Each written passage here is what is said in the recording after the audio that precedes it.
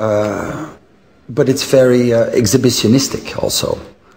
Do you censor yourself? Well, I don't pursue certain songs that sound like songs that I've already written.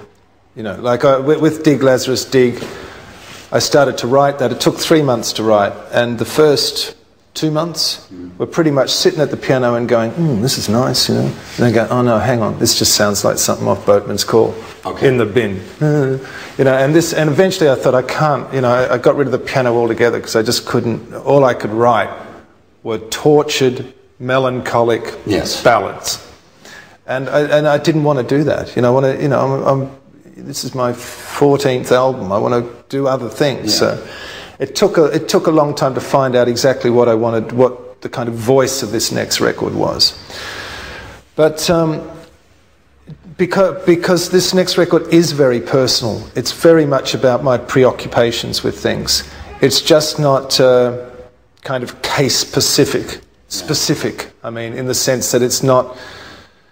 There's no point kind of dismantling this record and trying to find out, you know, how I'm feeling this year. Yeah. You know, it's a waste of time.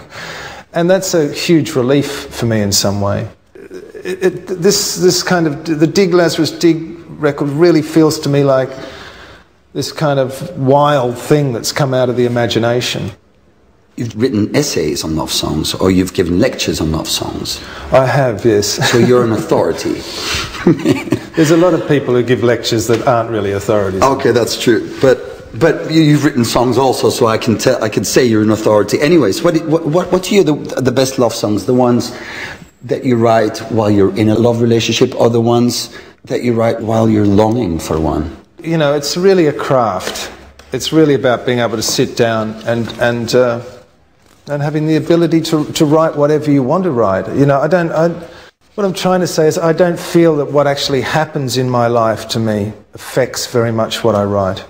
In the sense that I don't write stuff because I'm in a particular mood. I get up in the morning and I go into my office where I write and I work, and I'm not looking at my emotions. I'm a worker, and I don't want to have to be sitting around waiting for some kind of horrendous thing to happen in my life so I can get a record out, you know. I'm often writing at odds with what's actually going on in my life rather than documenting what's actually going on. I'm writing about what I need. What I need.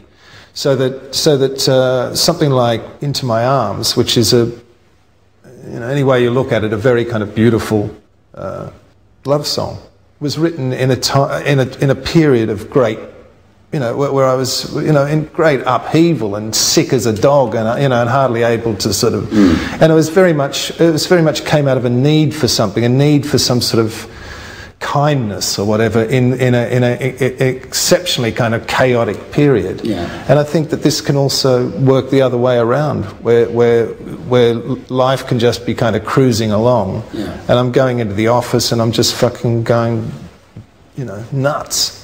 With what I'm writing about. Yes, Nick, you like to lurk about in churches, soaking up the atmosphere and obviously getting reacquainted with various bits of the Bible. Do you have any favourites to lurk about in?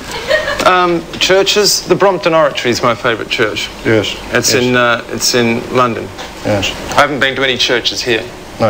And how did you arrive at the Brompton Oratory? Was it by trial and error, or was that one of the first you walked into and enjoyed it so much you revisited it regularly? I actually tested out a lot of churches, and in the meantime, while doing that, became so disillusioned by what I was hearing, I kind of gave it all up. Nick, do you find the pressures on smokers these days makes it a bit harder to get through certain circumstances? And that being the case, have you got a durry on you? I do. Well, I tell you what, it's unusual to see people smoking on television these days. So I smoke Irish cigarettes. Oh, Irish cigarettes, sure. Major. Yeah, do you want to have one? I'll have one, yeah. Would you like one? Oh, why not? One in, all in? You gonna have one? No, I'll pass. Go on. I mightn't light it, but I'll use it as a prop. Very good for you. It says here. It says smoking is very good for you. Yes, yes. Every New Year's, I make a resolution to take up smoking and go down and buy a carton of something at the local store. And after a couple of days, I have to give it away. I don't know why. I just can't stick with it. No. But thanks for this. When do you have your first durry of a morning? Nick, no, I'll give it a go. When do you first light up? Was it before you have a cup of coffee, or do you have a packet beside the bed? Well, it depends. I light up all through the night, actually. I smoke about every 2 hours. Can you smoke while you're asleep? No, I wake up especially to have a cigarette. To have a cigarette? I do, yeah. Bloody hell, that's committed.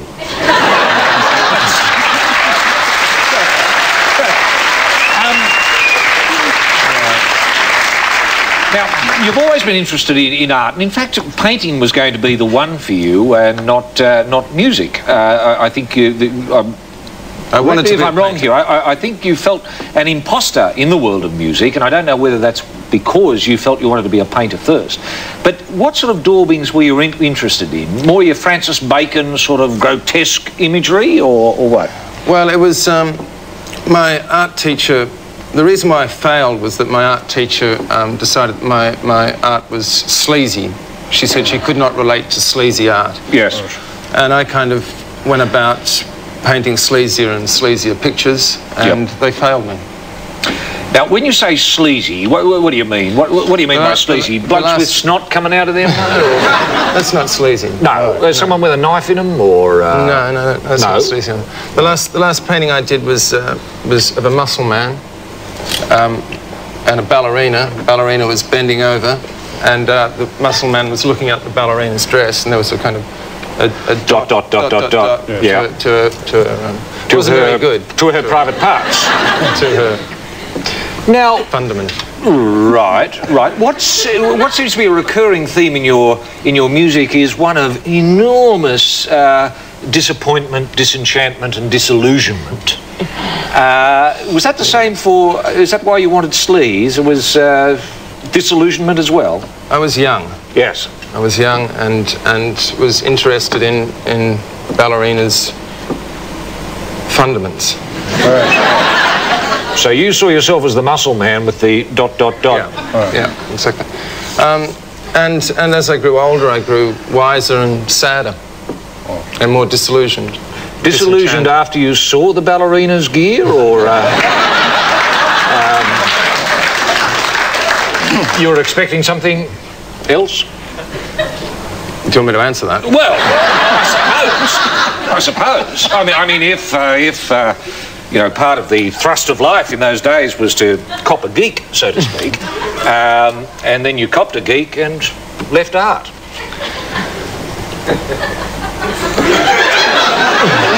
But I begin on another tack. You're one of the few people, I think, who are right in saying who, when they turned 40, more or less cheered. You don't mind being 40. Why? I've always felt old, actually. I've always felt, as a young man, old. And the older I get, the more easier it becomes. Yeah. It's fair to say, you know, for most people, you've trodden the rougher side of the road. Do you think there is an evil or a sense of evil about, or, you know, that you encounter in your travels on the other side of the street? I do, yeah. I think there's and how does that express itself? I mean, I personally think that we're kind of born innocent, and that life makes us evil.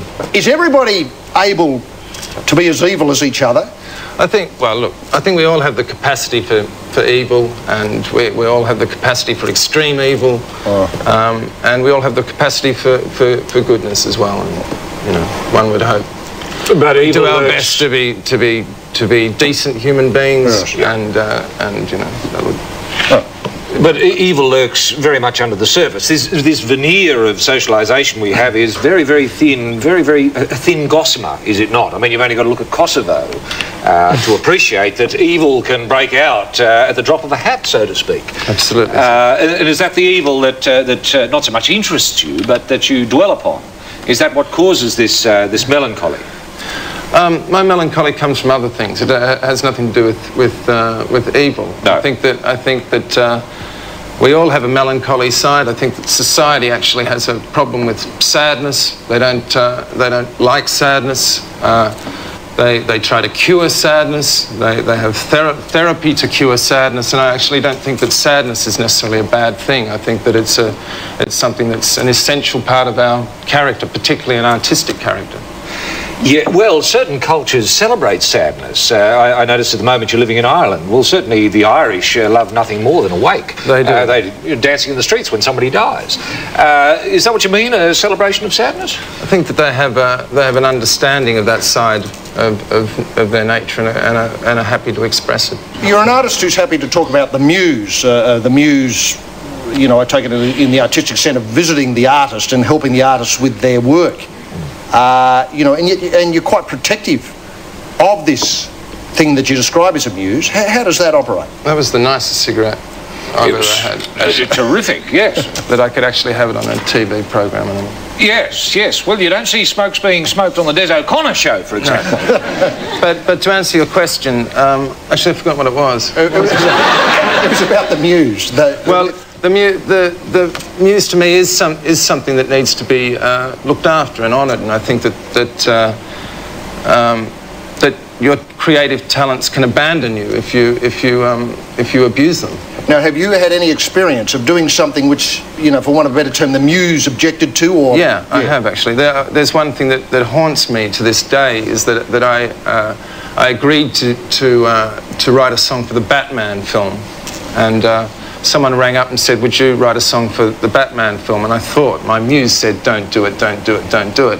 But I thought, I went ahead and did it and made an incredible amount of money and wrote the song in about, I don't know, 25 seconds or something like that. Yes. And made a huge amount of money for doing it, and because the record went platinum in America.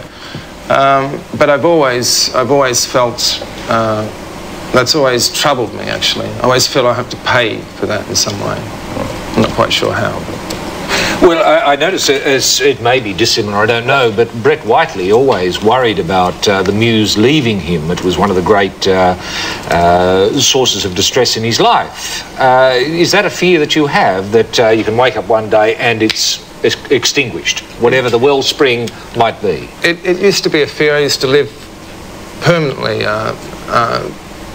I mean, I used to look at other rock musicians and see the inevitable thing that happens with them, yes, with so many of them.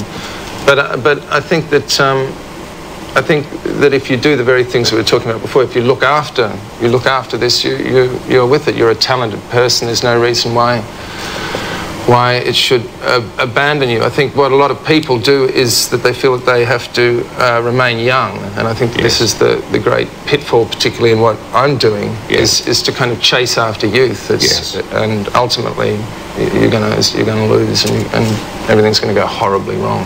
Whereas certainly early music of yours seemed to me to be far more aggressive than the music is now. Is that a natural thing as one does get older, as you grow into your age, that melancholy may well replace anger?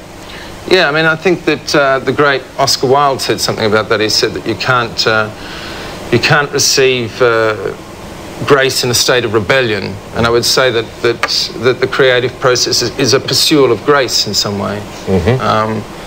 And that's what I would be trying to do. I noticed there was a quote in one of the pop magazines here in the United Kingdom that described you as the negative of Engelbert Humperdinck. Have you ever thought of maybe doing a duet with someone of Engelbert's ilk? There would be people of his ilk that I perhaps would consider. Tom Jones, perhaps, who I've always been a fan of, but yes, I've never liked Engelbert. No. I always thought he was kind of wet. Yes, well, a bucket of water, really, with trousers. You're quite taken by Barry White's gear, though. I love Barry White. Yeah. Barry White's, he's got it. He uses sex, Barry White, doesn't he? He's a very, very sexy man. Yeah, I think he makes some of the sexiest music I've ever heard.